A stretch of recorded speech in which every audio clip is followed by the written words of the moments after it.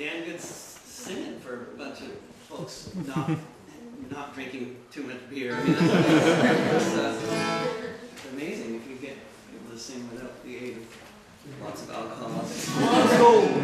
I mean, there is some beer, I noticed, but it's not exactly on tap. But. So I was sitting in a cafe in Wellington, New Zealand with my dear friend Alistair Hewlett, who just died here in Glasgow a little over a year ago.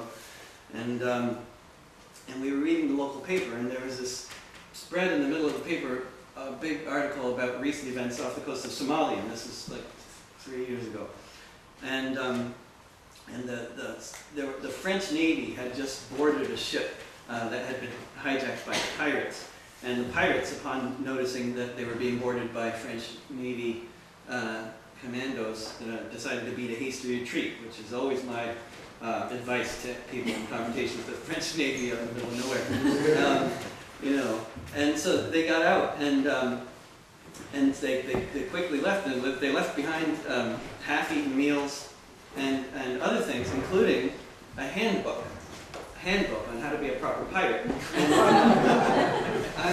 I have read some about the golden age of piracy in 300 years ago, and 300 years ago they did not have handbooks. All the pirates were universally illiterate. The only known example of a pirate actually writing anything was Captain Blackbeard, who wrote a note to people, to the port authority in Virginia saying, give us medicine or we'll blockade your harbor. And, but now they can read and write, and they have handbooks. And the handbooks include lots of pertinent information, one of which I think is fairly modern piracy kind of thing. It talks about the importance of cooking ethnically appropriate food for your hostages.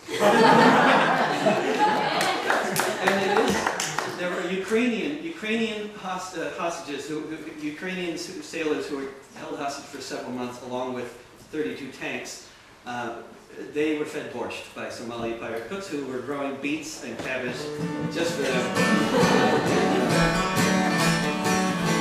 Let me tell you the story of 100 ships traversing the great big sea, moving the riches of the world in large ships owned by the captains of industry. They were heading to places like Amsterdam, London, and LA, but they had to change their plans a bit when they were held up on the way.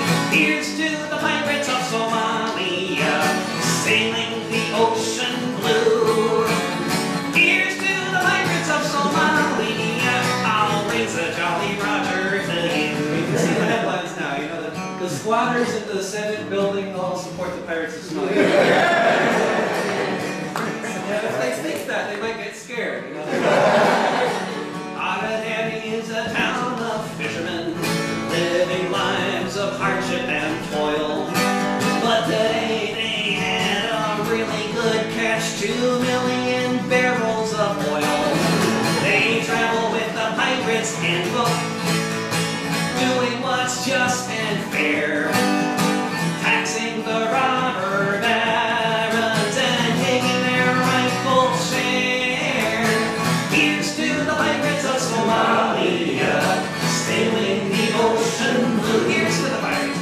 Here's to the Pirates of Somalia, I'll raise a Jolly Roger to you. Well, there are those who don't like pirates, but I think they're just great.